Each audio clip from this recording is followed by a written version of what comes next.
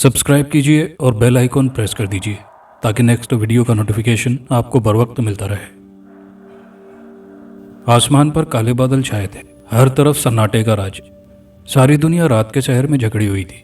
सड़कें सुनसान थी, जंगल के जानवर भी अपने ठिकानों में दुबके हुए थे। लेकिन जंगल के बीचों बीच एक बूढ़ा और एक नौजवान एक इंसानी खोपड़ी के सामने आलती पालती मारे बैठे थे। लड़का आंखें बंद किए हुए मुंह ही मुंह में कुछ बुड़बुड़ा रहा था। बूढ़ा खामोशी से सामने पड़ी हुई खोपड़ी को घूर रहा था। अचानक खोपड़ी बगैर किसी सहारे के हवा में बुलंद हुई। खोपड़ी बुरी तरह लरज रही थी। लड़के ने एक झटके से आंखें खोल दी। उसकी आंखें बेहद सुर्ख थी।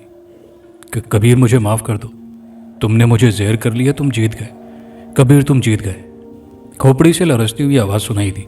कबीर ने जवाब देने की बजाय बूढ़े की तरफ गर्दन घुमाकर देखा तो बूढ़े ने इस बात में सर हिला दिया। कबीर ने दोबारा आंखें बंद कर ली और मुंह ही मुंह में कुछ बुड़बुड़ाने लगा। खोपड़ी दोबारा अपनी जगह पर आ गई।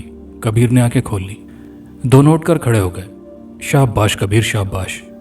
मैंने अब अपनी ताकतें तेरे हवाले कर दी हैं। अब तूने इनका बिल्कुल गलत इस्तेमाल नहीं करना।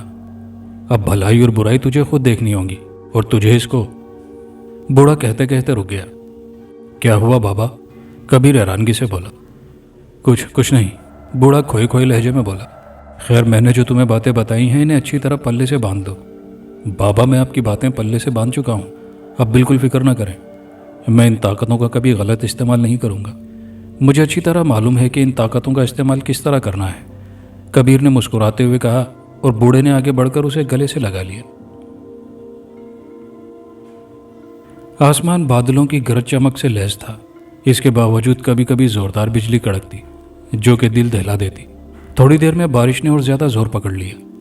पानी जगह जगह जमा हो चुका था। ऐसा लग रहा था जैसे मूसलाधार बारिश सब कुछ बहा कर ले जाएगी। ऐसे में वो शख्स इस तूफानी बारिश की परवाह किए बगैर तेज तेज कदम उठा रहा था। वो बार बार पीछे भी मुड़कर देख रहा था। थोड़ी देर के बाद वो एक झोंपड़ी के पास रुका और इर्द गिर्द नजरें दौड़ाने लगा। फिर उसने मुंह ही मुंह में पड़कर झोंपड़ी के दरवाजे पर फूंक मारी। झोंपड़ी का दरवाज़ा खुद ब खुद खुल गया। तब वो अंदर तेजी से दाखिल हुआ। उसके बाद तेजी से दरवाज़ा बंद हो गया। सामने एक छोटे से तख्त पर एक बूढ़ा बराजमान था। बूढ़े की सफ़ेद लंबी दाढ़ी थी और मोटी मोटी आंखें। वो बूढ़ा उस शख्स को देखकर चौंका। जानसिया तुम? बूढ़ा कांपती हुई आवाज़ में बोला। जी हाँ, वो शख्स अकलाया जिसका नाम जानसिया लिया गया था। कुछ पता चला उसका? बूढ़े ने अपनी मोटी मोटी आंखें जानसिया के चेहरे पर गाड़ते हुए कहा। जी नहीं, मैं तो तलाश कर करके थक चुका हूँ, लेकिन वो है कि मिलने का नाम नहीं। जानसिया ने अभी इतना ही कहा था कि बूढ़े ने उसे टोका। तुम तलाश जारी रखो जानसिया, वो किसी ना किसी मोड़ पर हमें ज़रूर नसीब होगी। बूढ़े की आवाज़ भर्रा गई। आप हौसला रखिए, अगर आप ही हिम्मत हार गए तो वो और ज़्यादा ताकतवर हो जाएगा। जानसिया ने आगे बढ़कर बूढ़े को हौसला दिया। कलाटिया का कुछ पता चला? बूढ़े ने आंसू साफ करते हुए कहा। जी नहीं, अभी तक उसका भी पता नहीं चला। वैसे आप फिक्र मत कीजिए, मैं उसका न सही तो कलाटिया का खोज ज़रूर लगाऊंगा, जानसिया ने पुख्ता लहजे में कहा। बूढ़ा हुंकारा। अब तुम जाओ, अगर दोनों के बारे में कुछ पता चले तो मुझे ज़रूर मुत्तला करना। जानसिया बूढ़े के आगे झुका और दरवाज़ा खोलकर बाहर निकल आया। उसने एक बार फिर इर्द गिर्द नजरें दौड़ाई और मुतमईन होने के बाद एक तरफ चल दिया। अचानक उसे एहसास हुआ जैसे कोई उसके पीछे पीछे चल रहा हो। उसने पीछे मुड़कर देखा, लेकिन पीछे कोई नहीं था। उसने कंधे उचकाए और गर्दन सीधी करके दोबारा चल दिया। कुछ देर बाद कदमों के चलने की आवाज़ वाज़े सुनाई देने लगी। जानसिया तेजी से घूमा, लेकिन इस दफ़ा भी पीछे कोई नहीं था। जानसिया थोड़ा सा परेशान हो गया। वो परेशान बोझल बोझल कदमों के साथ दोबारा चल पड़ा। जानसिया! अचानक एक तेज़ आवाज़ जानसिया के कानों में पड़ी और जानसिया को अपना सांस रुकता हुआ महसूस हुआ। वो इस आवाज़ को हज़ारों में भी पहचान सकता था। वो तेज़ी से घूमा। पीछे एक लंबे कद वाला बदसूरत आदमी बगैर किसी सहारे के हवा में मौलक मुस्कुरा रहा था। मुस्कुराहट उसकी शक्ल को और भी भयानक बना रही थी। तो तुम? जानसिया को अपनी आवाज़ दूर कुएं से आती हुई महसूस हुई। हाँ मैं, वो बदसूरत शक्ल वाला आदमी करख्त लहजे में बोला। बताओ वो कहाँ है? कौन? जानसिया ने अकलाते हुए पूछा। वह कह लगाने लगा। तो ऐसे कह रहा है जैसे तुझे कुछ पता ही ना हो। मैं वाकई सच कह रहा हूँ, मुझे वाकई नहीं मालूम, जानसिया खौफजदा लहजे में बोला। और एक बार फिर जानसिया को उस बदसूरत आदमी के कहे सुनने पड़े। बता दे जानसिया, बता दे, क्यों अपनी जान का दुश्मन बन रहा है? वो कहे लगाते हुए बोला। तुम मेरी बात का यकीन क्यों नहीं कर रहे? मुझे वाकई उसका पता मालूम नहीं। जानसिया तेज लहजे में बोला। चलो मान लेते हैं। चल ऐसा कर, ये बता, उस बुढ़े खोसट के पास जाने के लिए तू कौन सा तरीका इख्तियार करता है? उसने फिर सवाल किया तो जानसिया का रंग उड़ गया। मुझे क्या मालूम, मैं कौन सा उसके पास जाता हूँ? जानसिया संभल कर बोला। लगता है तू ऐसे नहीं मानेगा, तुझे इस झूठ का सबक देना ही पड़ेगा। इतना कहकर उस बदसूरत शक्ल वाले आदमी ने तेजी से अपना दायां हाथ जानसिया की तरफ किया तो उसके हाथ से आग की तेज शुआएं निकलकर जानसिया के जिस्म से टकराई और जानसिया की चीखों से फिजा कांप उठी। जानसिया धड़ाम से एक तरफ जा गिरा। वो ख़त्म हो चुका था। वो बदसूरत आदमी फिर कहे लगाने लगा। थोड़ी देर बाद वहां जानसिया की लाश और बरसती बारिश के अलावा कुछ नहीं था। वो इंतहाई खूबसूरत कमरा था जो हर आराइशी सामान से सजा हुआ था। एक तरफ खूबसूरत बेड पर इंतहाई काली रंगत वाला आदमी लेटा हुआ था। उस आदमी का जिस्म नहीं, हड्डियों का पिंजर था। उसकी आंखें जैसे बेनूर हो गई थी। वो बहुत मुश्किल से सांस ले रहा था, जिसकी वजह से उसकी लंबी नाक बार बार फूल रही थी। ऐसे लग रहा था कि जैसे ये चंद घड़ियों का मेहमान हो। कमरे में दरवाजे की बजाय पर्दा लटक रहा था। पर्दा हटा और वही बदसूरत आदमी अंदर दाखिल हुआ जिसने जानसिया का कत्ल किया था। वो लेटे हुए शख्स के पास आकर बैठ गया। अब तुझे ज़्यादा इंतज़ार नहीं करना पड़ेगा, वो भर्राई हुई आवाज़ में बोला। वो हड्डियों का पिंजर मुंह से कुछ ना बोला, बल्कि बेबसी से उसकी तरफ देखता रहा। मैं तेरे इशारे का मतलब समझ गया हूँ, तू फिक्र मत कर, वो भी मिल जाए। वो रुका। अरे हाँ, एक खुशखबरी, एक और सुराग मिल गया है। तेरी खुशी के दिन बस अब नज़दीक हैं, तो तू भी मेरा जैसा खूबसूरत बन जाएगा। मेरे जैसा हो जाएगा? हाँ, तू मेरे जैसा हो जाएगा। वो आंसू बहाने लगा। काफ़ी देर वो आंसू बहाता रहा। उसके आंसू पोंछने वाला कोई नहीं था सिवाय उस बेजान जिस्म के। उसने आंसू पोंछे और उठ खड़ा हुआ। कैसे बताऊं मैं ये राज उसे? कबीर का बाबा परेशानी से खुद कलाम हुआ। वो उस वक्त चारपाई पर लेटा हुआ था। ये एक छोटा सा कमरा था। उसे कभी न कभी पता चल जाएगा कि कबीर बाबा रुका। नहीं, आज आने दो उसे, मैं आज सारा राज बताऊंगा। हाँ, क्योंकि अब वक्त आ चुका है। अचानक बाबा ने एक जोरदार चीख मारी। खंजर उसके पेट के आर पार हो चुका था। खंजर आहिस्ता आहिस्ता कमर के रास्ते से निकलने लगा। चारपाई के नज़दीक से एक सियापोश निकला जिसने हाथ में खंजर पकड़ा हुआ था जो खून से सना हुआ था। उसने सर से लेकर पांव तक अपने गिर्द सियाह कपड़ा लपेटा हुआ था। कौन हो तुम? बाबा अकलाते हुए बोला। सियापोश कुछ ना बोला और एड़ी पर घूम गया। दूसरे ही लम्हे वो कमरे से गायब था। उसी वक्त कबीर अंदर दाखिल हुआ। अपने बाबा की ये हालत देखकर वो हैरत से साकित हो गया। बाबा, ये क्या हो गया? कबीर हैरत से बोला। बेटा, मेरा आखिरी वक्त आ गया है। इससे पहले मैं तुम्हें एक राज बताना चाहता हूँ। बाबा उखड़ी हुई सांसों के साथ बोला। कबीर थोड़ा सा आगे बढ़कर झुका और बाबा के होंठ हिलने शुरू हो गए। अरे सुंबल, तुम अभी तक तैयार नहीं हुई? शहनाज बेगम की आवाज़ गूंजी। आई अम्मी, बस 5 मिनट। सुंबल सियासिल की बालों में हाथ फेरते हुए बोली। उसने अपने कपड़ों को दुरुस्त करके आईने में सरापे पर एक नज़र डाली और फिर नीचे उतर आई। नाश्ता तैयार था। शहनाज बेगम बर्तन लगा रही थी। आ गई? शहनाज बेगम दोनों हाथ कमर पर बांध कर बोली। बज़ाहिर वो लड़ने के मूड में थी और ये उनका रोज़ का मामूल था। तो ये वक्त है तुम्हारे उठने का? ओह सॉरी मामा, कल से ये नहीं होगा। शहनाज बेगम के गाल पर प्यार से थपथपाते हुए सुंबल बोली और शहनाज बेगम ने तंज किया। तुम तो ऐसे कह रही हो जैसे तुमने ये काम पहली दफ़ा किया हो। तो आप तंज कर रही हैं, सुंबल मसनूई गुस्से से बोली और शहनाज बेगम मुस्कुरा दी। अच्छा जल्दी करो, कॉलेज के लिए देर हो रही है। शहनाज बेगम तेज़ लहजे में बोली और सुंबल मुस्कुराती हुई नाश्ते की टेबल की तरफ बढ़ी। नाश्ते की मेज़ पर उसके अब्बू और बहन सिद्रा पहले से बैठे हुए थे। सलाम करते हुए कुर्सी पर बैठते हुए बोली। दोनों ने सलाम का जवाब दिया। कैसी है हमारी बिटिया रानी? उसके अब्बू शफकत से बोले। ठीक हूँ अब्बू, उसने जवाब दिया। फिर वो नाश्ते में मसरूफ़ हो गई। सिद्रा उससे बड़ी थी, वो पढ़ाई मुकम्मल कर चुकी थी। नाश्ते से फारिग होकर वो उठ खड़ी हुई। अच्छा मैं कॉलेज जा रही हूँ, वो बैरूनी दरवाजे की तरफ बढ़ते हुए बोली। कॉलेज पहुंची तो सबसे पहले उसे दूर से अपनी सहेली अमीबा आती दिखाई दी। अमीबा ने दूर से हाथ हिलाया। जवाबन सुंबल ने भी हाथ हिला दिया। अमीबा उसके करीब आ गई। कैसी हो? उसने पूछा। हाँ मैं ठीक हूँ, सुंबल ने जवाब दिया। चलो पार्क में बैठते हैं, अमीबा ने कहा तो सुंबल इस बात में सर हिलाकर उसके साथ चल पड़ी। बाकी दोस्त आ गए? सुंबल ने पूछा। नहीं अभी तक तो नहीं, अमीबा ने जवाब दिया। दोनों हरी हरी घास पर बैठ गईं। यार घर जाकर तो मैं बोर हो जाती हूँ, सुंबल मुंह बनाकर बोली। और यहाँ? अमीबा ने मुस्कुराते हुए पूछा। दोनों ने किताबें एक तरफ रख दी थी। यहाँ तो वक्त अच्छा गुजरता है, सुंबल भी जवाबन मुस्कुराई। अब तो इम्तिहान के दिन भी करीब आ रहे हैं, अमीबा अफसरदा लहजे में बोली। हाँ उसके बाद कॉलेज के दिन भी ख़त्म। इससे पहले कि दोनों के दरमियान मजीद कोई बात होती, वहाँ उमैर आ गया। उसने नज़दीक आकर सलाम किया। दोनों ने जवाब दिया। सुंबल कैसी हो? उमैर ने पूछा। मैं बिल्कुल ठीक हूँ। बड़ी देर कर दी आज, सुंबल का लहजा शिकायत भरा था। हाँ बस ज़रा आंख जल्दी नहीं खुली, वो सर खुजाते हुए बोला। चलो अब अंदर आओ, क्या सारा दिन यहीं बैठने का इरादा है? वो दोनों उठ खड़ी हुई। इम्तिहान के लिए तैयारी कैसी जा रही है? अमीबा ने उमैर से पूछा। बस ठीक ही जा रही है, पढ़ाई में दिल ही नहीं लगता। दिल तो किसी और चीज़ में अटका हुआ है, सुंबल की तरफ देखते हुए उमैर बोला। तो अमीबा ने उमैर की तरफ देखा और उसकी आंखों का मतलब समझकर उसने एक ज़ोरदार कहकहा लगाया। उमैर कभी तो सीरियस हो जाया करो, सुंबल जले कटे लहजे में बोली। क्या करूं, तुम्हें देखकर दिल इख्तियार में नहीं रहता, उमैर दिल पर हाथ रखकर थोड़ा सा झुककर बोला। और सुंबल को एक बार फिर अमीबा का कहकहा सुनना पड़ा और सुंबल बुरे बुरे मुंह बनाने लगी। उमैर सुंबल का कज़न था जो उसे इसी तरह छेड़ता था।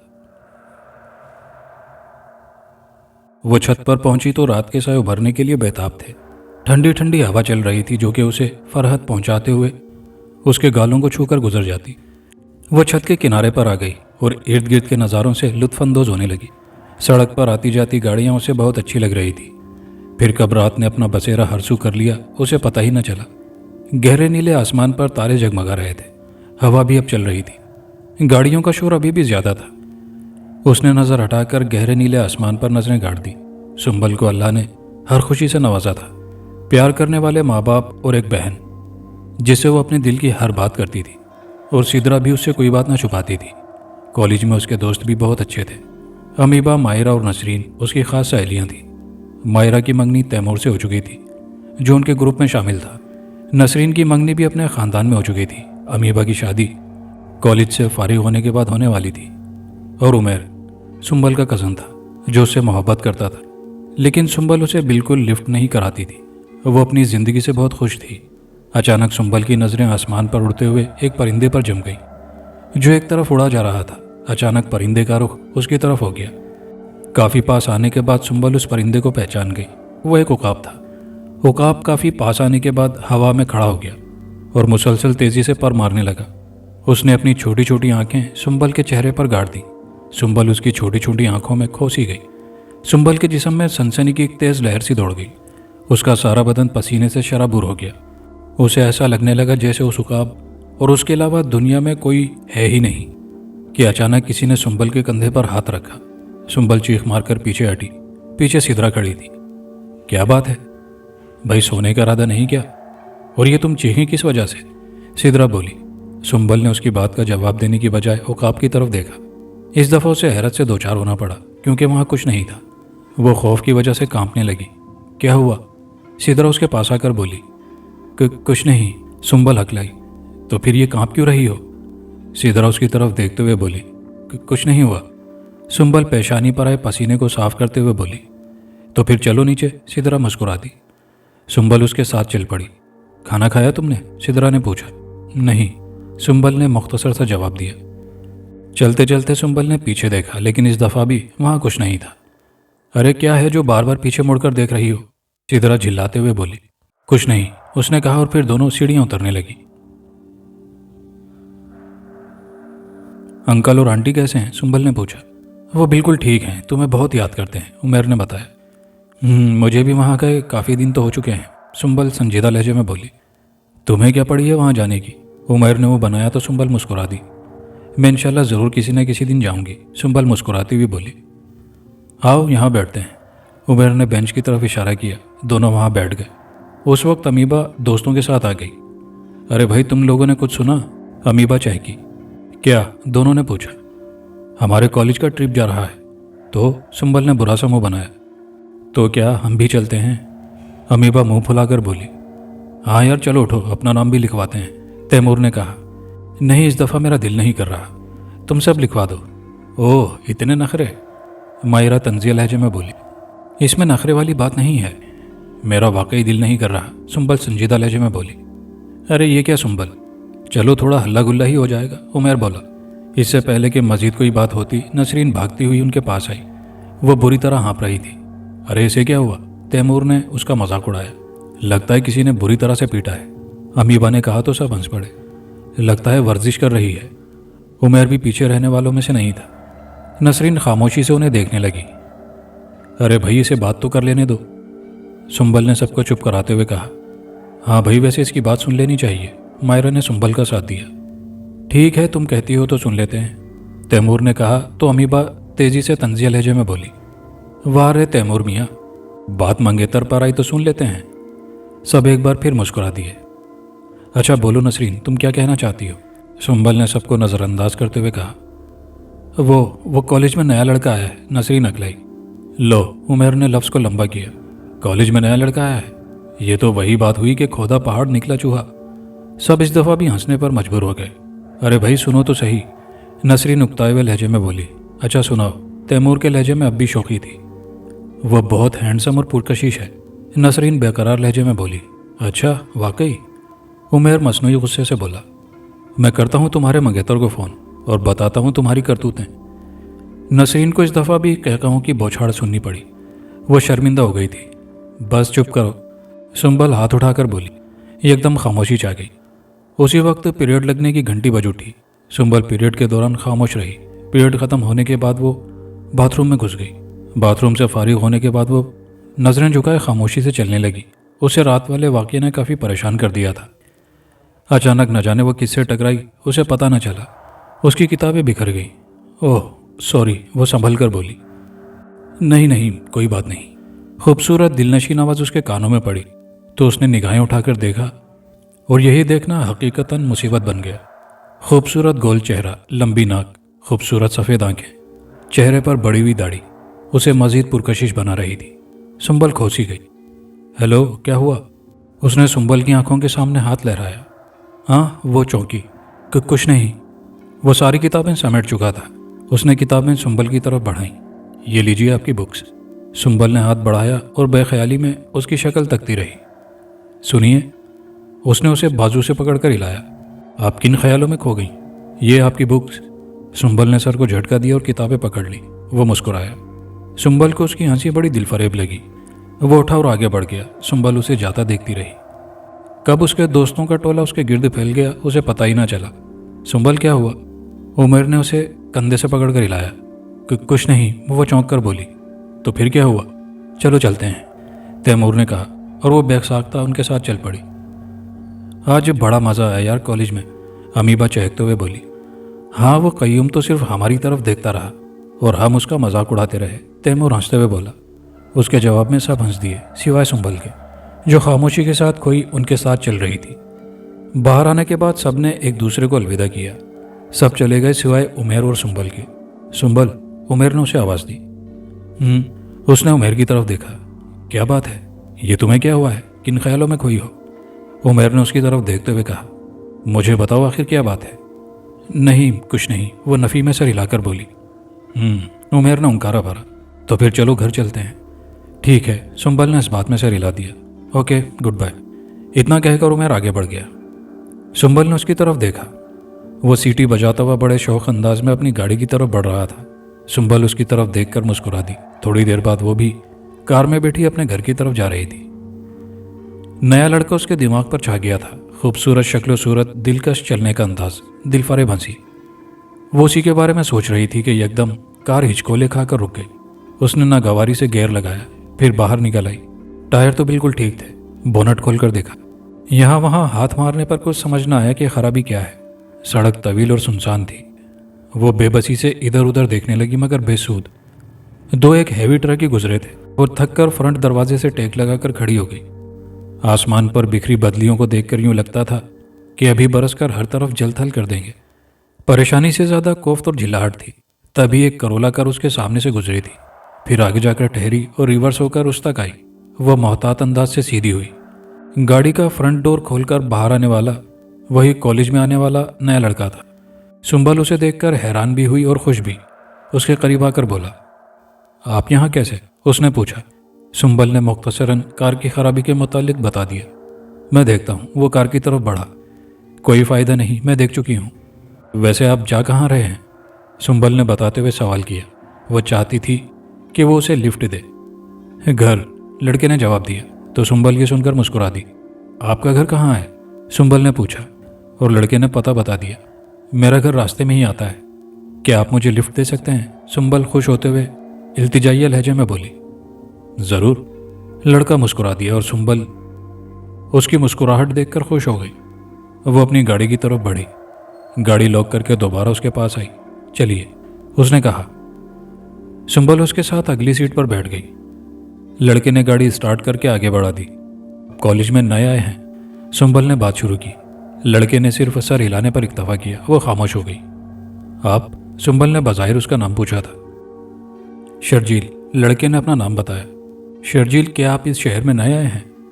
जी हाँ, लड़के ने मुख्तसर जवाब दिया। सुंबल ने हुंकारा भरा। बस यहीं उतार दीजिए, मेरा घर पास में ही है। शर्जील ने गाड़ी रोकी और वह दरवाज़ा खोलकर नीचे उतरी और दरवाज़ा बंद कर दिया। वह दरवाजे पर झुकी। लिफ्ट के लिए शुक्रिया, सुंबल मुस्कुराकर बोली। यू मोस्ट वेलकम, जवाबन शर्जील भी मुस्कुरा दिया। एक बात कहूँ? सुंबल ने इजाज़त चाही। बोलिए, उसने सुंबल की तरफ देखा। आपकी मुस्कुराहट बहुत खूबसूरत है, सुंबल ने कहा तो वो मुस्कुराया। मुस्कुराहट तो आपकी भी खूबसूरत है, उसने कहा तो सुंबल भी मुस्कुरा दी। आइए, चाय तो पीते जाइए, सुंबल ने पेशकश की। फिर कभी सही, इस वक्त मुझे ज़रा जल्दी है, शर्जील ने कहा। ठीक है, जैसे आपकी मर्जी, सुंबल इतना कहकर सीधी हो गई और शर्जील की गाड़ी धुआं छोड़ती हुई आगे बढ़ गई। वो घर की तरफ बढ़ी। वो सारी रात सुंबल ने शर्जील के ख्यालों में गुजारी। वो बहुत खूबरू और पुरकशिश है, सुंबल नसरीन से बोली। अगर मेरी इमरान से मंगनी ना हुई होती तो मैं शादी के लिए उसे ज़रूर ऑफ़र करती। सुंबल हंस पड़ी। तो आप कौन सा, तुम्हारी शादी इमरान से हो चुकी है, मंगनी ही तो हुई है, ये टूट भी सकती है, सुंबल ने उसे मशवरा दिया। वाह रे वाह, दोस्त हो तो तुम्हारे जैसी, जिसके होते हुए दुश्मन की ज़रूरत ही नहीं। अब वो मुझे कत्ल कर देंगे, नसरीन ने कहा तो सुंबल ने ज़ोरदार क्या कहा लगाया। तैमूर और उमर उनके करीब आए। क्या हुआ? उन्होंने पूछा। सुंबल ने सारी बात बताई तो वो दोनों भी नसरीन का मजाक उड़ाने लगे और नसरीन बुरे बुरे मुंह बनाने लगी। अरे वो देखो, वो हमारी तरफ ही आ रहा है, नसरीन चहकी। तीनों ने उसकी तरफ देखा। शर्जील वाकई उनकी तरफ आ रहा था। सुंबल हौले से मुस्कुरा दी। वो जानती थी कि शर्जील उसे मिलने आया है। कैसी हैं आप सब? शर्जील ने सुंबल के पास आकर कहा। तीनों हैरत से सुंबल की तरफ देखने लगे और सुंबल उनके इस तरह देखने पर मुस्कुरा दी। कल घर जाते हुए मेरी कार खराब हो गई थी, इन्होंने मुझे लिफ्ट दी थी। सुंबल ने उनका शक दूर किया और उमैर ने सुख का सांस लिया। वैसे मुझे आपसे शिकायत है, शर्जील सुंबल की तरफ देखते हुए बोला। वो क्या? सुंबल हैरानगी से बोली। आपने कल मेरा नाम तो पूछ लिया और अपना नाम बताया ही नहीं, शर्जील ने कहा तो सुंबल मुस्कुरा दी। मेरा नाम सुंबल है, सुंबल ने कहा तो शर्जील ने असबात में सर हिला दिया। नसरीन के बाजू मारने पर वो चौंकी और फिर उसकी आंखों का मतलब समझकर बोली। शर्जील, ये हैं मेरे बेस्ट फ्रेंड्स, उमैर, तैमूर, नसरीन। हमारा एक छोटा सा ग्रुप है जिसमें मायरा, मीवा भी शामिल हैं। यह है शर्जील, मुझसे तो तुम कल ही मिल चुके हो। थोड़ी देर में वहाँ मायरा और अमीबा भी आ गई। सुंबल ने शर्जील का तारुफ उनसे भी कराया। शर्जील, नसरीन उससे मुखातिब हुई। शर्जील ने उसकी तरफ देखा। क्या तुम हमारे इस ग्रुप में शामिल होने के ख्वाहिशमंद हो? नसरीन बेचैनी से बोली और सब उसकी बेचैनी पर मुस्कुरा दिए। ज़रूर, शर्जील ने कहा तो नसरीन बेहद खुश हुई। शर्जील, तुम्हें वेलकम करते हैं, उमर ने कहा तो सब ने उसकी तायद में सर हिला दिया। शुक्रिया, शर्जील ने कहा। चलो भाई, अब कैंटीन में चलते हैं, मुझे तो बहुत भूख लगी है, मायरा ने कहा। तो चलो, तैमूर ने जल्दी से कहा। हाँ भाई, अब तो चलो, अमीबा ने तंजिया लहजे में कहा तो सब मुस्कुरा दिए। चलो सुंबल, तुम नहीं जा रही क्या? और शर्जील तुम? उमर ने पहले सुंबल और फिर शर्जील से पूछा। नहीं, मुझे भूख नहीं है, सुंबल ने कहा। और मुझे भी, शर्जील ने सुंबल का साथ दिया। फिक्र मत करो, बिल मैं पे कर दूंगा, उमर मुस्कुराते हुए बोला और वो दोनों भी मुस्कुरा दिए। नहीं यार, वाकई भूख नहीं है, शर्जील ने दलील देते हुए कहा तो उमर ने सुंबल की तरफ देखा तो उसका जवाब भी वही था। चलो भाई, जैसे तुम्हारी मर्जी, उमर ने कहा। और फिर वो सब वहाँ से चले गए। शर्जील और सुंबल वहाँ पड़े हुए बेंच पर बैठ गए। शर्जील ने किताबें गोद में रखी और एक किताब खोलकर उसमें महव हो गया। वो तो रुकी ही उसकी वजह से थी कि वो उससे बातें कर सके। शर्जील इस वक्त कुछ ज़्यादा ही खूबसूरत लग रहा था। शर्जील, सुंबल ने तंग आकर उसे पुकारा। हाँ। उसने नज़रें उठाकर सुंबल की तरफ देखा। तुम हमारे ग्रुप में आने से खुश हो या नहीं? सुंबल ने फजूल सा सवाल किया। हाँ, क्यों? वो जवाब देकर दोबारा किताब में खो गया। सुंबल फिर बेबसी से उसकी तरफ देखने लगी। क्या है इस किताब में जो मुझ में? वो बेबसी से बुड़बुड़ाई। क्या कहा तुमने? शर्जील ने किताब से दोबारा नजरें हटाई। नहीं, कुछ नहीं। सुंबल ने फिर वही जवाब दिया। शर्जील ने किताब बंद की और उसकी तरफ मुतवज्जे हुआ। वैसे तुम्हारा ग्रुप है बड़ा दिलचस्प, एक दूसरे से काफ़ी अच्छा मजाक करते हो तुम लोग। शर्जील सुंबल की तरफ देखते हुए बोला। मेरा नहीं, अब तुम भी इस ग्रुप में शामिल हो। यह ग्रुप तुम्हारा भी है। सुंबल ने कहा तो शर्जील मुस्कुरा दिया। शर्जील, तुम्हारे घर में कौन कौन है? सुंबल ने पूछा। मैं और मेरी तन्हाइयाँ, शर्जील ने साफ जवाब दिया। माँ बाप का इकलौता बेटा हूँ। दोनों एक एक्सीडेंट में मेरा साथ छोड़ गए। दौलत तो मेरे लिए काफ़ी छोड़ गए, लेकिन हमारा यहाँ भी एक छोटा सा घर था। मैं उसमें शिफ्ट हो गया और कॉलेज में एडमिशन ले लिया। सोचा अपनी पढ़ाई मुकम्मल कर लूँ। शर्जील ने अपने बारे में सब कुछ बताया। सुनकर अफसोस हुआ कि तुम तन्हा हो। तुम शादी क्यों नहीं कर लेते? सुंबल ने उसे मशवरा दिया। शादी के लिए लड़की की ज़रूरत होती है और ऐसी लड़की मेरी नज़रों से गुजरी ही नहीं जो मुझे अच्छी लगे। शर्जील ने जवाब दिया। लड़कियां तो बहुत सी हैं, लेकिन अभी तुमने ध्यान ही नहीं दिया। सुंबल का इशारा बज़ाहिर अपनी तरफ था। कहाँ है वो लड़की जिसकी तरफ मैंने ध्यान नहीं दिया? शर्जील ने इर्द गिर्द नजरें दौड़ाते हुए कहा और सुंबल मुस्कुरा दी। क्या तुम मजाक कर रहे हो? सुंबल ने कहा तो शर्जील बोला। छोड़ो इन बातों को, तुमने अपने बारे में तो कुछ बताया ही नहीं। मेरी जिंदगी एक खुली किताब की तरह है। माँ बाप और एक बड़ी बहन है। उमेर मेरा कज़न है और ये मेरे हंसते मुस्कुराते दोस्त हैं। इतना कहकर सुंबल खामोश होकर शर्जील की तरफ देखने लगी। काफ़ी सीधी जिंदगी है तुम्हारी, शर्जील बोला। इससे पहले कि दोनों के दरमियान मजीद कोई बात होती, तैमूर और उमेर भी वहाँ आन धमके। सुंबल, तुम ट्रिप पर जा रही हो ना? और शर्जील, तुम? तैमूर ने पूछा। तुम सब जा रहे हो तो मैं भी चला जाऊंगा, शर्जील मुस्कुराते हुए बोला। इसका मतलब है कि सुंबल तुम नहीं जा रही? उमेर ने सुंबल की राय पूछी। अब तुम सब जा रहे हो तो मैं भी चली जाती हूँ, सुंबल शर्जील की तरफ देखते हुए बोली। तैमूर उसकी नज़रों का मतलब समझ गया, इसीलिए मैंने दोनों का नाम पहले ही लिखवा दिया था। तैमूर ने मुस्कुराते हुए कहा तो वो दोनों भी मुस्कुरा दिए। थोड़ी देर बाद वो सब अपने अपने घर को रवाना हो गए। सुंबल घर में दाखिल हुई तो देखा सिदरा हाथ में रिमोट पकड़े सोफे पर लेटी टीवी देख रही थी। सुंबल ने सलाम किया, सिदरा ने जवाब दिया और दोबारा टीवी में महव हो गई। आ गई बेटा? शहनाज बेगम उसके पास आकर प्यार से बोली। जी अम्मी। खाना लगवाऊं बेटा? नहीं अम्मी, अभी मुझे भूख नहीं है, थोड़ी देर बाद खाऊंगी, सुंबल ने कहा तो शहनाज बेगम असबात में सर हिलाकर किचन की तरफ बढ़ गई। सुंबल सिदरा के पास आकर बैठ गई। सिदरा सीधी होकर बैठ गई। बाजी कैसी हैं आप? सुंबल प्यार से सिदरा के गले में बाहें डालते हुए बोली। क्या बात है, आज मुझ पर इतना प्यार क्यों आ रहा है? सिदरा पहले हैरान हुई और फिर मुस्कुराते हुए बोली तो सुंबल मुस्कुरा दी। कुछ नहीं, सुंबल फिर मुस्कुराई। बस वैसे ही। नहीं, कोई तो बात है। सिदरा ने प्यार से उसके गाल पर चुटकी भरी। वो फिर मुस्कुराई। बाजी आप समझ जाइए ना, सुंबल अपना मुंह छुपाते हुए बोली। ओह, सिदरा खुशी से बोली। कौन है वो खुशनसीब जिससे तुमने प्यार किया है? शर्जील, मेरे कॉलेज में पढ़ता है। सुंबल का मुंह शर्म से लाल सुर्ख हो गया था। तो सब तफसील रखी अपने पास उसकी, सिदरा ने मुस्कुराते हुए कहा। बाजी, सुंबल शर्मिंदा होकर उसके गले लग गई और सिदरा ने एक जोरदार कहकहा लगाया। क्या हुआ, इस तरह क्यों चहक रही हो? शहनाज बेगम किचन से निकलते हुए भिन्नाए हुए लहजे में बोली। कुछ नहीं अम्मी, बस ऐसे ही, सिदरा हंसते हुए बोली। तो फिर ये दांत क्यों निकाल रही हो? लहजे में अब भी गुस्सा था। कुछ नहीं हुआ अम्मी, सिदरा ने हंसी जब्त करते हुए कहा और शहनाज बेगम दोबारा किचन में घुस गई। वो तुम्हारे इश्क में गिरफ्तार हुआ या नहीं? शहनाज बेगम के किचन में जाने के बाद सिदरा ने मुस्कुराते हुए कहा। बाजी, आप मेरा मजाक बना रही हैं? जाइए, मैं आपसे नहीं बोलती, सुंबल ने मुंह बनाकर कहा। उसके साथ ही वो उठ खड़ी हुई। सिदरा ने जल्दी से सुंबल का हाथ पकड़ लिया और बोली, अच्छा बैठ जाओ, अब नहीं उड़ाती तुम्हारा मजाक। सुंबल दोबारा सोफे पर बैठ गई। सिदरा ने रिमोट से टीवी ऑफ कर दिया। बाजी, वो तो अभी मेरी तरफ देखता भी नहीं, सुंबल ऐसे ही लहजे में बोली जैसे उसे शिकायत हो। सिदरा ने गहरा सांस लिया। कहीं उसकी शादी तो नहीं हुई? नहीं, अभी तो वो कमारा है, सुंबल तेज लहजे में बोली। सिदरा उसकी तरफ देखकर मुस्कुरा दी। सुंबल के पास शर्जील के बारे में जो मालूमात थी उसने तफसील से सब कुछ सिद्रा को बता दिया। तो फिर तुम ऐसा करो कि अच्छा सा मौका देखकर अपने दिल की बात कह दो उसे। सिद्रा ने उसे राय दी। बाजी कैसी बातें कर रही हैं, मैं कैसे बात करूंगी? सुंबल धीमे लहजे में बोली। तो फिर ठीक है, जब वो किसी और लड़की को ब्याह कर ले जाएगा तो तुम उसकी याद में आंसू बहाना। सिद्रा ने उस पर तंज किया। बाजी ये क्या कह रही हैं आप मेरी बहन हैं या दुश्मन? सुंबल मुंह बनाकर बोली। अरे तुम भी तो बातें बेवकूफ़ों वाली कर रही हो। देखो मेरी जान, ज़रूरी नहीं कि लड़का ही इजहार मोहब्बत में पहल करे, इसलिए मैं कहती हूँ कि तुम ही पहल कर लो। ऐसा ना हो कि वो किसी और का हो जाए और तुम सिर्फ हाथ मलती रह जाओ। सिद्रा ने उसे समझाते हुए कहा। बात तो आपकी ठीक है बाजी, सुंबल ने इस बात में सर हिलाते हुए कहा। ये हुई ना बात, सिद्रा ने मुस्कुराते हुए कहा तो सुंबल भी मुस्कुराकर उसके गले लग गई।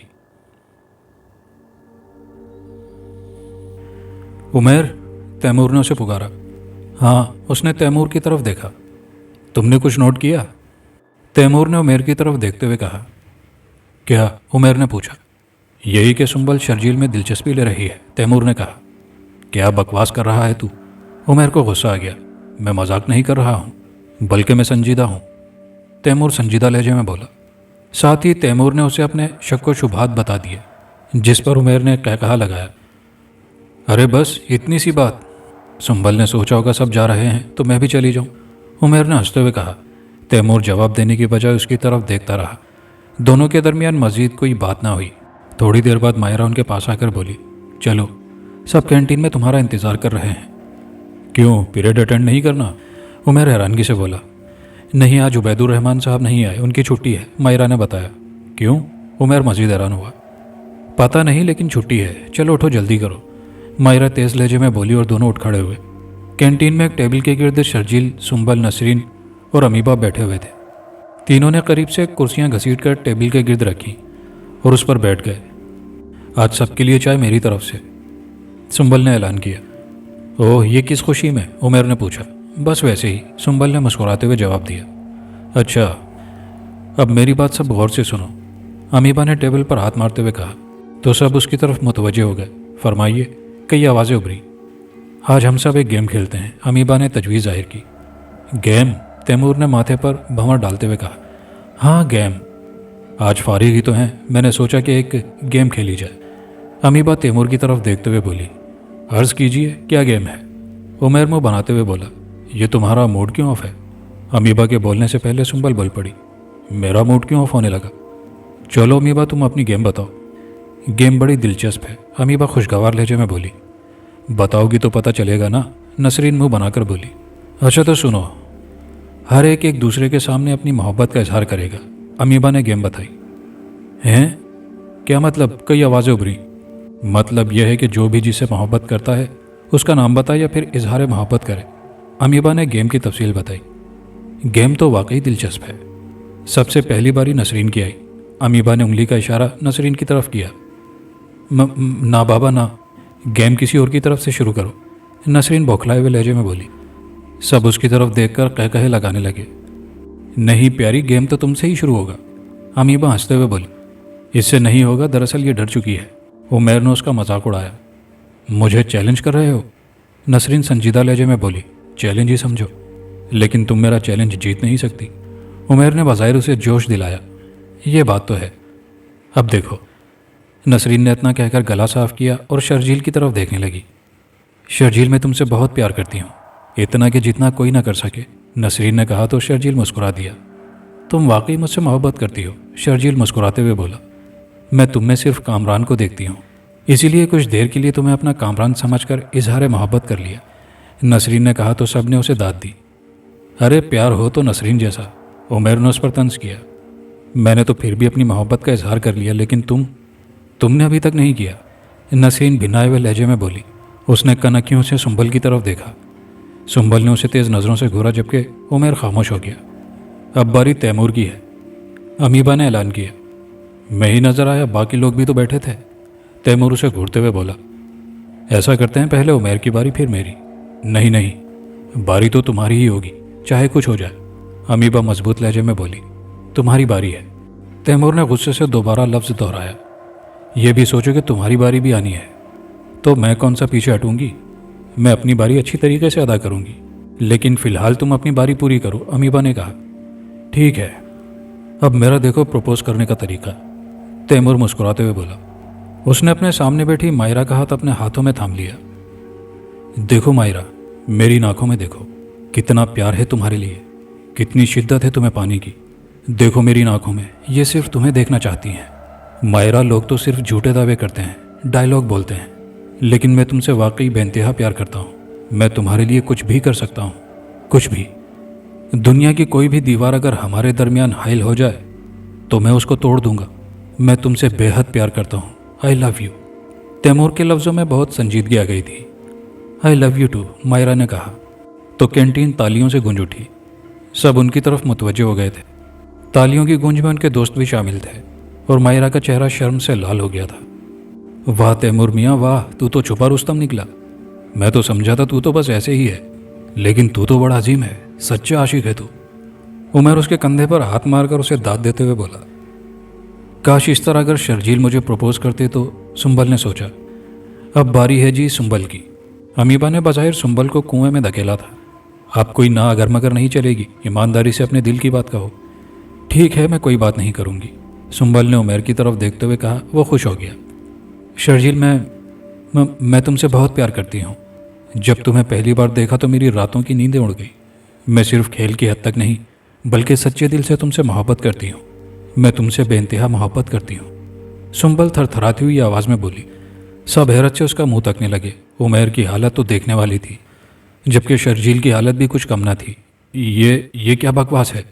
शर्जील को गुस्सा आ गया। शर्जील, ये बकवास नहीं है, मैं तुमसे वाकई बेइंतहा मोहब्बत करती हूँ। सुंबल बिल्कुल संजीदा थी। मुझे ऐसा मजाक बिल्कुल पसंद नहीं, शर्जील उठते हुए बोला और एक तरफ बढ़ गया। उमर भी उठा, जो गुस्से से लाल पीला हो रहा था। वो भी कैंटीन के बैरूनी दरवाजे की तरफ बढ़ गया। सुंबल परेशानी से अपने दोनों हाथ पेशानी पर फेरने लगी। ये क्या बेवकूफ़ी थी सुंबल? दोनों के जाने के बाद तैमूर ने कहा, यह बेवकूफ़ी नहीं, मोहब्बत है। सुंबल चिल्लाई और तैमूर ने मजीद कोई बात न की। ये लो, सिदरा ने चाय का कप सुंबल की तरफ बढ़ाते हुए कहा। सुंबल ने हाथ बढ़ाकर कप पकड़ लिया। सूरत हाल काफ़ी ख़राब हो गई है। सिदरा के लहजे में दुख का अंसर शामिल था। हाँ बाजी, अब क्या होगा? वो तो नाराज़ हो गया है, सुंबल भर्राई आवाज़ में बोली। पागल, रो क्यों रही हो? ऐसा कुछ नहीं हुआ। सिदरा ने आगे बढ़कर सुंबल को गले लगा लिया। वो रोने लगी। सिदरा उसे चुप कराने लगी। अच्छा चाय पियो, ठंडी हो रही है, सिदरा ने कहा तो सुंबल ने आंसू पहुँचे। अच्छा ऐसा करो तो मुझसे फिर बात करो, सिदरा ने चाय की चुस्की लेते हुए कहा। नहीं, अब मैं उससे बात नहीं करूंगी, सुंबल ने चाय का घूंट भरकर नफ़ी में सर हिलाया। मेरी जान, कैसी बातें कर रही हो तुम? शर्जील भी तुम्हारी वजह से परेशान होगा। तुम ज़रूर बात करना और उसका रद्द-ए-अमल देखना। मुझे यकीन है वो भी इस दफ़ा मुस्बत जवाब देगा, सिदरा ने उसे समझाया। सुंबल ने कोई जवाब न दिया, बल्कि खामोशी से चाय पीती रही। तो करोगी ना बात? सिदरा ने कहा। बज़ाहिर उसने जवाब मांगा था। कोशिश करूंगी, सुंबल ने चाय का कप ख़त्म करते हुए कहा। कोशिश नहीं, तुम उससे बात करके अपना सीधा जवाब मांगना, सिदरा ने कहा। लाओ ये कप मुझे पकड़ा दो। सुंबल ने चाय का कप सिदरा को पकड़ा दिया और कप लेकर नीचे चली गई। सुंबल उस वक्त छत पर मौजूद थी। ठंडी ठंडी हवा चल रही थी। परिंदे कतारों की सूरत में उड़ रहे थे। शाम बहुत खूबसूरत थी। साफ नीला आसमान बड़ा खूबसूरत लग रहा था, लेकिन सुंबल बेनियाज अपनी सोचों में गुम थी। उसे कुछ भी अच्छा नहीं लग रहा था। चलो सुंबल, नीचे आओ, खाना खा लो, सिदरा उसके पास आकर बोली। मुझे भूख नहीं है, उसने रूखा सा जवाब दिया। लो, इसमें भूख का क्या कसूर? चलो आकर खाना खा लो, अब्बू भी आ चुके हैं, वह बुला रहे हैं, सिदरा ने कहा और सुंबल बोझल बोझल कदमों के साथ उसके साथ सीढ़ियों की तरफ बढ़ी। दूसरे दिन शर्जील और उमर ने सुंबल से कोई बात न की। वो भी खामोश रही। अमीबा ने भी उसे शर्जील से बात करने के लिए तैयार करना चाहा, लेकिन वो ना मानी। छुट्टी के बाद वो सब अपने अपने घरों की तरफ हो लिए।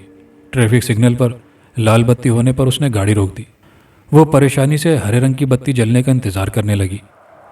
अल्लाह के नाम पर कुछ देती जा बेटी, एक फ़कीर उसकी गाड़ी के पास आकर फरियाद करने लगा। सुंबल ने पर्स से 10 रुपए का नोट निकालकर उसके कशकुल में डाल दिया। फ़कीर ने आगे बढ़कर शफकत से उसके सर पर हाथ रखा। सुंबल को बेचैनी सी होने लगी। अल्लाह तेरी उम्र दराज करे, तुझे हर बुरी बला से बचाए। बेटी तू जिस राह पर चल रही है वो तेरे लिए ठीक नहीं है, इसलिए उस रास्ते को छोड़ दे, वही रास्ता पकड़ जिस पर तू पहले चल रही थी, फ़कीर ने कहा और मस्जिद कुछ कहे बगैर एक तरफ बढ़ गया। वह हैरान परेशान फ़कीर को जाते देखती रही। फ़कीर एक तंग सी गली में दाखिल हो गया। गली में उस वक्त कोई ना था। अचानक ना जाने कहाँ से एक चमगादड़ नमोदार हुई, जो कि आम चमगादड़ों की निस्बत बहुत बड़ी थी। वह फ़कीर की तरफ बढ़ी और उसके सर के ऊपर तेज़ी से चक्कर काटने लगी। फ़कीर थोड़ा सा झटका और हाथ में पकड़ा कशकोल चमगादड़ को दे मारा। कशकोल चमगादड़ को तो ना लगा, अलबत्ता गली की दीवार में जा लगा। अचानक चमगादड़ ने मुंह खोला और उसके मुंह से आग की तेज धार निकलकर फ़कीर की तरफ बढ़ी। फ़कीर पीछे हट गया और आग की धार एक तरफ पड़े कूड़े पर जा पड़ी, जिसके नतीजे में कूड़े में आग लग गई। चमगादड़ ने मुंह बंद किया और तेज़ी से फ़कीर की तरफ बढ़ी। फ़कीर इससे पहले कि अपना बचाव करता, चमगादड़ उसकी गर्दन के साथ चिपक गई। फ़कीर ने एक ज़ोरदार चीख मारी और ज़मीन पर जा गिरा और फिर फ़कीर की चीखों में इजाफा होता चला गया। थोड़ी देर बाद चमगादड़ फ़कीर से अलहदा हुई और हवा में बुलंद हो गई। फ़कीर की गर्दन में बहुत बड़ा सुराख हो गया था। चमगादड़ न जाने कहाँ गायब हो गई थी। फ़कीर बुरी तरह तड़पता रहा और थोड़ी देर में वह ठंडा हो गया। रुको, मेरी बात सुनो, सुंबल शर्जील के सामने आकर बोली। क्या है? वो चिढ़-सा गया। मैंने तुम्हें कोई गलत बात तो नहीं कही थी जो तुम मुझसे इस तरह रूठे हुए हो? सुंबल हिम्मत करके बोली। जो भी है, लेकिन मैं तुमसे बात नहीं करना चाहता, शर्जील ने कहा। लेकिन मेरा कसूर क्या है? सिर्फ तुमसे प्यार ही तो किया है, सुंबल भर्राई हुई आवाज़ में बोली। रो मत, लेकिन तुम्हें इस तरह सबके सामने मेरी इंसल्ट नहीं करनी चाहिए थी, शर्जील आगे बढ़कर उसके आंसू पहुँचते हुए बोला। लहजा शिकायत से भरपूर था। वो इंसल्ट नहीं, प्यार था, सुंबल ने जोर देते हुए कहा। तो इस तरह सबके सामने, और वो भी उन शैतानों के बीच, शर्जील मुस्कुराते हुए बोला। प्यार इसी तरह सबके सामने किया जाता है, सुंबल मुस्कुराते हुए बोली। ओह, शर्जील ने होठों को तंजिया दायरे की शक्ल दी। सुंबल बेख्तियार हंस दी। तो क्या तुम मुझसे प्यार करते हो? सुंबल ने पूछा। बहुत, शर्जील ने जवाब दिया तो सुंबल आगे बढ़कर उसके गले लग गई। अरे अरे, ये क्या कर रही हो? सब देख रहे हैं, शर्जील बौखलाए हुए लहजे में बोला। इस वक्त उस जगह पर कोई नहीं था जहां वो खड़े थे। कोई देख लेगा? देखने दो, मुझे किसी की परवाह नहीं, वो लापरवाही से बोली। दूर खड़ा उमेर खून के घूंट पी रहा था। तैमूर उसके पास खड़ा उसकी हालत को साफ महसूस कर रहा था। चलो यहाँ से, उमेर दांत पीसते हुए बोला, और फिर तैमूर भी उसके साथ चल पड़ा। बस भर चुकी थी, प्रिंसिपल और टीचर्स भी बैठ चुके थे। फिर खुदा खुदा करते हुए बस चल पड़ी।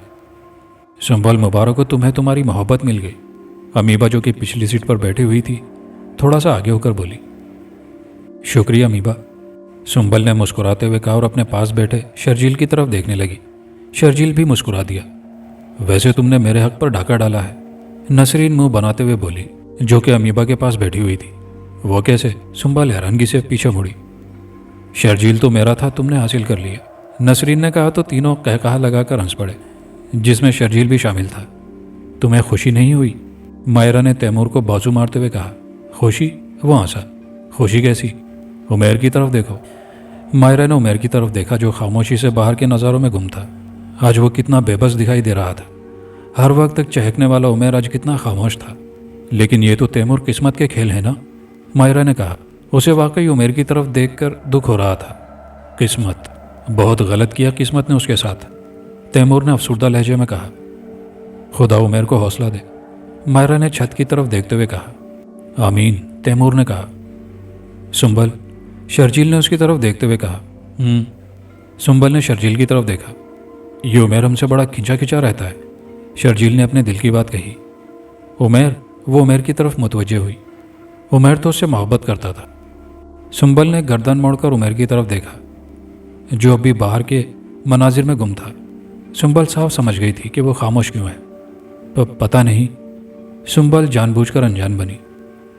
बस मस्जिद 2 घंटे चलने के बाद एक खूबसूरत से मकाम पर रुकी। सब बच्चे मेरी बात गौर से सुनो, प्रिंसिपल साहब अपनी सीट से उठकर बोले। सब उनकी तरफ मुतवज्जे हो गए, सिवाय उमेर के। यहाँ ऐसी वैसी कोई हरकत नहीं करनी जिससे हमारा या कॉलेज का नाम बदनाम हो। प्रिंसिपल साहब ने सबको ताकीद की। सब लड़के और लड़कियां बस से नीचे उतरे। चल उमेर, तैमूर उमेर के पास आकर बोला, जो गुमसुम बैठा हुआ था। वो चौंका। मैं कह रहा हूँ कि बाहर आ जा, सब लोग बाहर जा चुके हैं, तैमूर ने कहा और उमेर उठ खड़ा हुआ। दोनों बस से बाहर निकले तो उमेर की नज़र सामने खड़े शर्जील और सुंबल पर पड़ी। शर्जील, वो देखो कितनी खूबसूरत जगह है। सुंबल ने खूबसूरत पहाड़ की तरफ इशारा किया। ऐसा करते हैं कि वहीं पर चलते हैं, शर्जील ने कहा तो सुंबल खुशी से चहकी। तैमूर ने उमेर की तरफ देखा। उसकी आंखों से 2 आंसू निकलकर गालों पर फैल गए थे। शर्जील और सुंबल प्रिंसिपल साहब की तरफ बढ़े। सर, हम उस पहाड़ी की तरफ जाना चाहते हैं। शर्जील ने प्रिंसिपल साहब से इजाज़त चाही। ज़रूर जाओ, लेकिन जल्दी आ जाना। और हाँ, होटल का रास्ता तुम्हें मालूम है? प्रिंसिपल साहब ने पूछा। जी सर, मैं पहले भी यहाँ पर कई दफ़ा आ चुका हूँ, शर्जील मुस्कुराते हुए बोला। और वो दोनों उस पहाड़ी की तरफ जाने वाले रास्ते पर चल पड़े। उमेर, हम सब भी उस पहाड़ी पर चलते हैं, तैमूर ने सबकी तरफ देखते हुए कहा। हाँ, आइडिया तो अच्छा है, नसरीन चहकी। तो फिर देर काहे की, चलो चलते हैं, अमीबा ने कहा। तुम सब जाओ, मेरा दिल नहीं चाह रहा, उमेर अफसरदा लहजे में बोला। यह क्या बात हुई, तैमूर ने कहा। तू चल तो सही, तेरा दिल भी बहल जाएगा। नहीं यार, मैंने कह दिया ना, तुम सब ने जाना है तो चले जाओ, लेकिन मेरा दिल नहीं चाह रहा, उमेर नफ़ी में सर हिलाकर बोला। उसके लहजे में गुस्सा भी शामिल था। तो फिर ठीक है, हम वहाँ जाकर क्या करेंगे, अमीबा ने मसनूई गुस्से से कहा, लेकिन उमेर ने कोई जवाब न दिया। थोड़ी देर बाद वो सब होटल की तरफ जाने लगे। कितनी खूबसूरत जगह है ना, सुंबल इर्द गिर्द देखते हुए बोली। हाँ, शर्जील ने मुख्तसर सा जवाब दिया। वो वाकई बहुत खूबसूरत जगह थी। आबशार से बहता पानी, इर्द गिर्द हरी घास की चादर और ऊपर साफ नीला आसमान, ठंडी हवा। यह जगह जन्नत का टुकड़ा लग रही थी। शर्जील, सुंबल ज़ोरदार आवाज़ में बोली। उसकी आवाज़ें चारों तरफ घूमने लगी थी। ये क्या बचपना है, शर्जील हंसते हुए बोला। तो सुंबल भी मुस्कुरा दी। सुंबल, शर्जील सुंबल से मुखातिब हुआ। हाँ, वो शर्जील की तरफ देखने लगी। मेरी इन आँखों में देखो, शर्जील ने कहा। क्यों, क्या है तुम्हारी इन आँखों में, वो हंसते हुए बोली। मजाक मत करो सुंबल, मैं बिल्कुल संजीदा हूँ। शर्जील वाकई संजीदा हो चुका था। अच्छा लो, अब सुंबल ने शर्जील की आंखों में झांका। सुंबल, अगर मुझे कुछ हो गया तो तुम क्या करोगी, शर्जील सुंबल की आंखों में झांकते हुए बोला। सुंबल ने जल्दी से आगे बढ़कर उसे गले से लगा लिया। तो मैं मर जाऊंगी, वो डर गई। उसने शर्जील को जोर से खींच लिया। तो तुम इतना प्यार करती हो मुझसे, शर्जील मुस्कुराते हुए बोला। मैं तुमसे इतना प्यार करती हूँ कि तुम्हें बता नहीं सकती, सुंबल जज्बाती लहजे में बोली। क्या कर सकती हो तुम मेरे लिए, शर्जील ने उसे अलहदा करते हुए कहा। मैं तुम्हारी खातिर इस पहाड़ से कूद सकती हूँ, सुंबल पुख्ता लहजे में बोली। तो फिर दिखाओ कूद कर, शर्जील अजीब अंदाज में बोला। सुंबल ने उसकी आंखों में झांका। वो बिल्कुल सीरियस था। सुंबल तेजी से आगे बढ़ी, लेकिन शर्जील ने उसका हाथ पकड़ लिया। ऐसे मज़ा नहीं आएगा, अपनी शेरक काट सकती हो मेरे सामने, शर्जील ने दोबारा पूछा। हाँ, सुंबल ने मुख्तसर जवाब दिया। उसका लहजा अब भी पुख्ता था। तो ठीक है, काट कर दिखाओ अपनी शेरक, शर्जील ने जेब से तेज़धार चाकू निकालते हुए कहा। सुंबल हैरान रह गई। लो, शर्जील चाकू उसकी तरफ बढ़ाते हुए बोला। ये तुम्हारे पास कहाँ से आया, सुंबल चाकू पकड़ते हुए हैरानगी से बोली। इस बात को छोड़ो, सच सच बताओ, क्या तुम मुझसे प्यार ही नहीं करती, शर्जील तंजिया लहजे में बोला। नहीं, मैं तुम्हारे लिए कुछ भी कर सकती हूँ, सुंबल जोशीले अंदाज में बोली। उसने चाकू अपनी शेरक पर रख लिया। सुंबल ने चाकू पर अपनी गिरफ्त मजबूत की ही थी कि उसे हैरत से दो चार होना पड़ा। शर्जील की शक्ल बड़ी तेजी से बदलने लगी थी। शर्जील की शक्ल से निहायत भयानक चेहरा नुमाया होने लगा। सुंबल ने अपनी गिरफ्त चाकू पर ढीली कर ली। थोड़ी देर बाद वहाँ इतना खौफनाक शख्स खड़ा था कि सुंबल को अपने रोंगटे खड़े होते महसूस हुए। वो चीख मारकर पीछे हटी। वो बदसूरत करी शक्ल और बेहद काली रंगत का मालिक शख्स तेजी से सुंबल की तरफ बढ़ा। ए लड़की, अपनी शेरक काट, वो आगे बढ़ता हुआ बोला, वरना इससे पहले कि वो शख्स सुंबल को कोई नुकसान पहुंचाता, उस शख्स की चीख निकली, क्योंकि पीछे से किसी ने उसके सर में तेजधार तलवार मारी और तलवार तेजी से सर से शुरू होकर उसका सारा जिस्म काटती चली गई। उसके दो हिस्से होकर दो तरफ जा गिरे। पीछे एक खूबसूरत नौजवान हाथ में खून से सनी तलवार लिए खड़ा था। कौन हो तुम, सुंबल चिल्लाई। कबीर, लड़के की आवाज़ चारों तरफ गूंजी। उस बदसूरत शख्स के दोनों हिस्से जो ज़मीन पर बेहिसो हरकत पड़े हुए थे, अचानक अपनी जगह से खुद ब खुद उठे और एक दूसरे से दोबारा जुड़ गए, और अब वो शख्स बिल्कुल सही सलामत खड़ा था। सुंबल ने दोबारा एक ज़ोरदार चीख मारी और भागकर कबीर के पीछे छुप गई। मुझे बचा लो इससे, सुंबल लरजती हुई आवाज़ में बोली। कबीर ने तलवार पर अपनी गिरफ्त मजबूत कर ली और तेज़ी से उस बदसूरत शख्स की तरफ बढ़ा। कबीर ने तलवार तेज़ी से घुमाई और उस बदसूरत शख्स की गर्दन कटकर दूर जा गिरी। खून किसी फव्वारे की मानिंद उसकी गर्दन से निकलने लगा। धड़ भी ज़मीन पर जा गिरा। कबीर घूमा और पीछे खड़ी सुंबल खौफ की शिद्दत से कांप रही थी। चलो यहाँ से, कबीर ने सुंबल का बाजू पकड़ते हुए कहा और सुंबल बेख्तियार सी उसके साथ चल पड़ी। दोस्तों, कहानी अभी जारी है। कहानी का बाकी और आखिरी हिस्सा अगली वीडियो में मुलाहिजा कीजिएगा। खौफनाक रोमानवी कहानी अगर आपको पसंद है तो कमेंट बॉक्स में अपनी राय का इजहार ज़रूर कीजिएगा। उम्मीद करता हूँ कि आप वीडियो को भरपूर लाइक और शेयर करेंगे। चैनल पर आने वाले नए दोस्तों से गुजारिश है कि चैनल को लाजमी सब्सक्राइब कर लीजिए। शुक्रिया।